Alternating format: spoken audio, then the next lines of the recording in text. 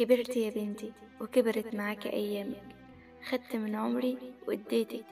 تكبري سنة وأنا بقل سنة، بس كل السنين بحبها تنقص من عمري واديكي انتي، وهكذا الحياة تاخد مني وتديكي، وبكرة تبقي مكاني وتدي من عمرك لبنوتك، وهكذا هي الحياة وراثة، جيل ورا جيل بنسلم ناس لناس، وما كانتش دامت ليا ما كانتش راحت لغيري.